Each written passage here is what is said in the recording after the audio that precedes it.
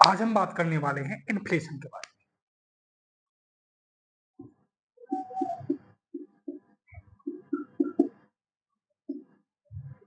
Inflation, यदि इसको हिंदी में देखें तो इन्फ्लेशन क्या होता है? मुद्रास्फीति को अपन इन्फ्लेशन कहते हैं।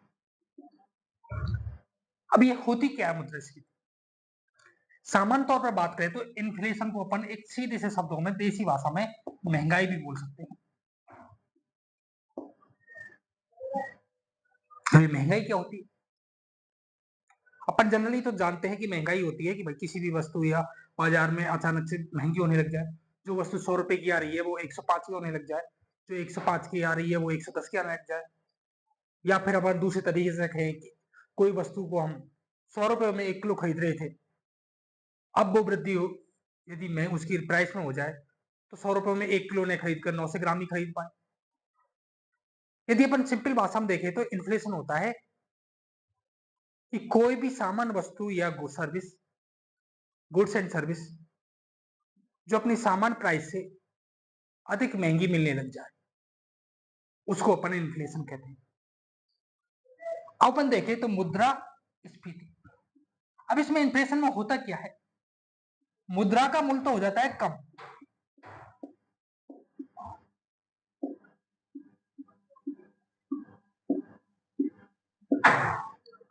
और दूसरी तरफ वहीं अपन दूसरी बात करें, गुड्स एंड सर्विसेज, वस्तुएं एवं सेवाएं,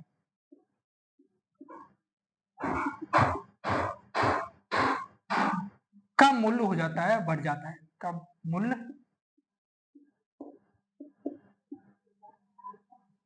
बढ़ जाता है। और इसी सिचुएशन को अपन कह देते हैं इन्फ्लेशन। क्या कह देते हैं? इन्फ्लेशन कह देते हैं। यदि मुद्रा का मूल्य कम हो जाए और वस्तुओं और सेवाओं का मूल्य बढ़ जाए तो ऐसी स्थिति को अपन क्या कहेंगे? इन्फ्लेशन कहेंगे। यदि डेफिनेशन के तौर पर देखें, जब मुद्रा का मूल्य कम हो जाए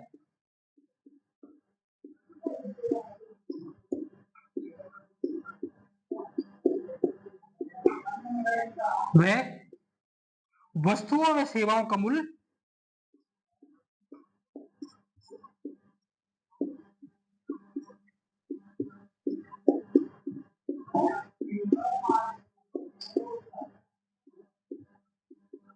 बढ़ जाए, इसे अपन मुद्रास्फीति या इन्फ्लेशन कहते हैं। अब क्यों होता है? इसके बहुत सारे कारण हो सकते हैं मुद्रास्फीति बढ़ने के। यदि मुख्य कारणों की बात करें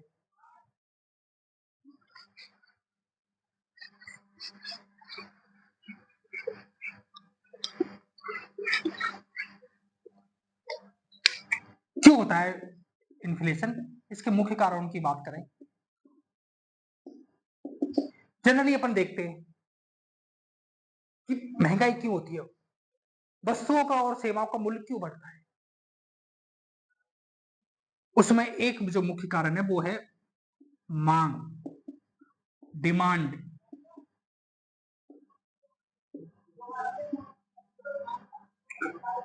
डिमांड में क्या होता है? डिमांड का नियम क्या होता है? डिमांड का जनरली नियम होता है यदि वस्तुओं सेवाओं की मांग बढ़ जाए तो कीमत में वृद्धि हो जाती है।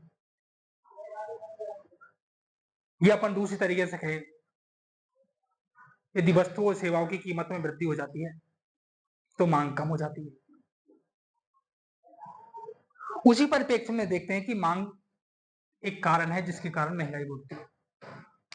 इसमें क्या होता है कि डिमांड तो होती है अपनी कम, सॉरी, डिमांड तो होती है ज्यादा, और इसकी तुलना में मार्केट में क्या होती है? सप्लाई कम होती है। तो डिमांड ज्यादा है और सप्लाई कम है, यदि उपभोक्ता वस्तु को प्राप्त करने के लिए अधिक मूल्य देने के लिए तैयार है क्योंकि सप्लाई कम है। एग्जाम्पल के तौर पर देखिए कि अपन मान लो टमाटर है, अब मार्केट में टमाटर तो उपलब्ध है 7 क्विंटल ही, और डिमांड की बात करें टमाटरों की तो ये 12 क्विंटल है।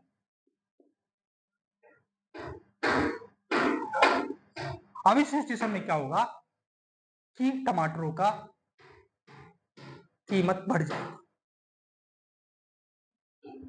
जो वस्तु पहले 100 रुपए में मिल रही थी अब वो 105 या 110 में मिलने लगी है। दूसरे कारण की बात करें तो दूसरा कारण होता है लागत, कॉस्ट प्लस। यदि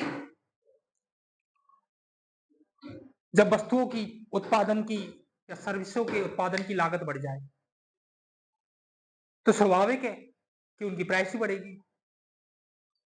कोई उत्पादन करता है या कोई सर्विस प्रोवाइडर अपनी तरफ से तो भुगतेगा नहीं।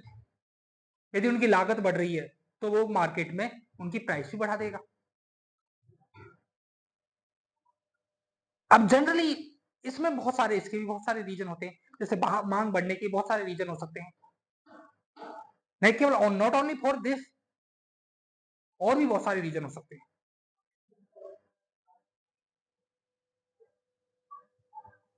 जनसंख्या में वृद्धि हो जाना, मौसमी चेंजेस हो जाना, बहुत सारे कारण हो सकते हैं जिसके अपन मांग के नियमों के कारण पर देखें तो वही सब कारण मांग के नियम लागू होते हैं यहाँ पर। कॉस्ट प्लस की बात करें तो ये भी बहुत सारे कारण होते हैं, जैसे वर्तमान सिचुएशन में देखें कि क्रूड ऑयल की प्राइस क्या हो रही है, लगातार इंक्रीज हो रही है, और इसका प्रभाव पूरी इकोनॉमी पर पड़ रहा है। सारी चीजें क्रूड ऑयल के बढ़ने से, क्योंकि एक क्रूड ऑयल या कच्चा तेल की कीमत बढ़ने से सारी लागतें प्रभावित होती हैं। ऑयल एक एनर्जी का सोर्स है, या एनर्जी के बिना संसाधनों के कैसे काम करेंगे। मशीनरी का संचालन तो वहां पे भी ऑयल चाहिए, ट्रांसपोर्टेशन के लिए ऑयल चाहिए, और ये सब क्या कर रहे हैं, लागत बढ़ा रहे हैं। उसके अलावा कैसे लागत बढ़ जाए, यदि कैपिटल की इंटरेस्ट रेट बढ़ जाए, यदि बैंक इंटरेस्ट रेट बढ़ा दे तो भी लागत बढ़ जाती है। इस तरीके से बहुत सारे रीजन होते हैं जो लागत में भी वृद्धि कर देते हैं। और अपन मुख्य रूप से देखें, एक तो मांग और लागत, ये दो मुख्य रीजन है जिनके कारण मार्केट में इन्फ्लेशन की स्थिति पैदा होती है। और अन्य सिचुएशन भी हो सकती हैं, युद्धकालीन वगैरह वगैरह, पर मुख्य रूप से अपन दो इन सिचुएशनों की बात करते हैं। इसके अलावा इन्फ्लेशन को समझने के लिए कुछ पॉइंट या कुछ की पॉइंट और हैं, उनको भी अपन को समझना होगा, तब जाकर अपन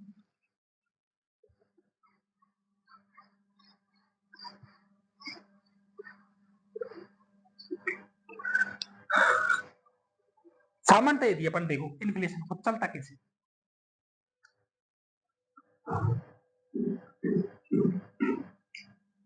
ये अपनी प्राइस लाइन होगी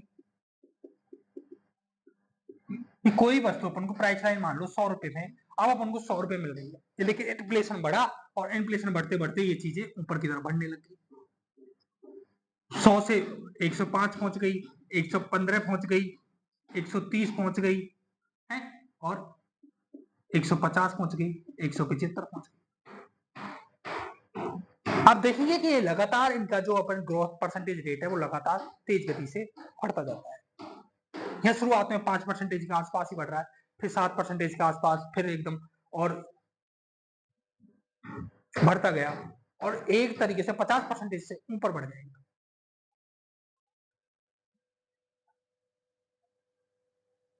इन सब की बात करें तो ये सिचुएशन कहलाती है इन्फ्लेशन।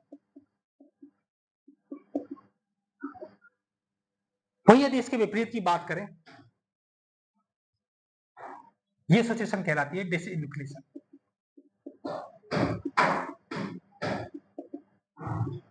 डिसइन्फ्लेशन में क्या होता है कि वापस रेटें कम होने लग जाती है, सरकार प्रयास करती है, मार्केट नॉर्मल होने लगता है, तो वापस कम होने लग जाती है। लेकिन सरकार ने कुछ ऐसे ज्यादा प्रयास कर दिए या इससे उल्टी सिचुएशन हो गई सपोज करो कि मार्केट में सप्लाई ज्यादा हो गई और डिमांड कम, तो क्या होगा, वस्तुओं की प्राइस गिर जाएंगी। जब वो 100 की मिल रही थी अब वो और 90 में और 95 में मिलने लग जाएगी, और सप्लाई बढ़ती जाएगी तो और या लागत लगातार कम होती जाएगी, तो ये सिचुएशन नीचे की तरफ पहुंच जाएगी, और ये सिचुएशन कहलाती है डिफ्लेशन। और यदि ये लगातार एक बहुत निचले लगातार लंबे समय तक बनी रही तो अपन इस चीज को कह देते हैं रिसेशन, मंदी। किसी भी इकोनॉमी के लिए ना तो इन्फ्लेशन सही है ना मंदी की सिचुएशन सही है। तो सही क्या है? सही ये है कि हमेशा इन्फ्लेशन होना चाहिए, लेकिन 4 ± 2% होना चाहिए। किनके लिए? डेवलपिंग कंट्री के लिए।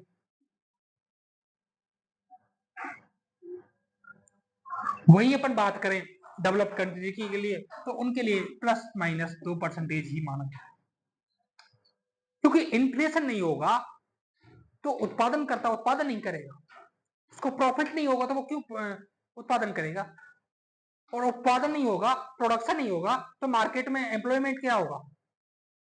नहीं होगा, अनएम्प्लॉयमेंट बढ़ जाएगा, जिसे अपन एक तरीके से देखें इसको कहते हैं स्टैग इन्फ्लेशन। स्टैग इन्फ्लेशन में क्या होता है जनरली कि इन्फ्लेशन तो होता है लेकिन अनएम्प्लॉयमेंट कम हो रहा होता है, क्योंकि इन्फ्लेशन सिचुएशन वो होती है जहां प्रोड्यूसर और माल का प्रोड्यूसन करना चाहेगा और सर्विस प्रोवाइड करना चाहेगा, अपनी कैपेसिटी बिल्डअप करना चाहेगा।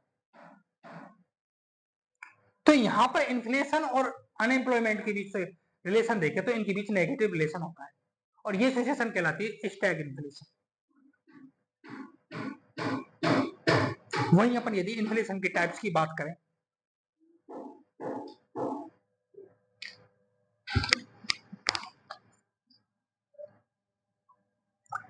यदि आपकी इन्फ्लेशन 3% से कम है तो इसे कहेंगे क्रेपिंग।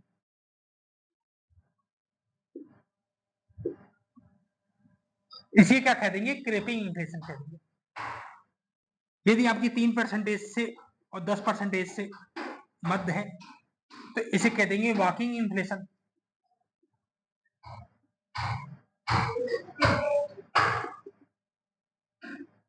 यदि 10% से अधिक है तो इसे कह देंगे रनिंग इन्फ्लेशन।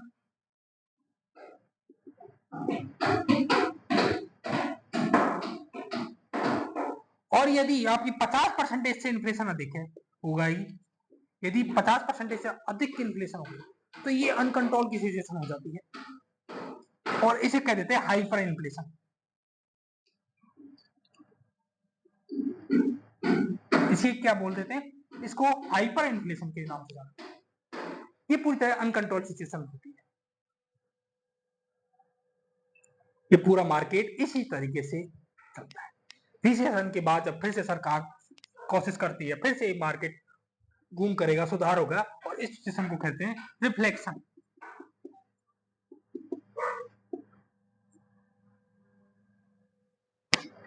यदि अपन सामान्य तौर पर बात करें तो एक इन्फ्लेशन इसी प्रोसेस के बीच चलती है।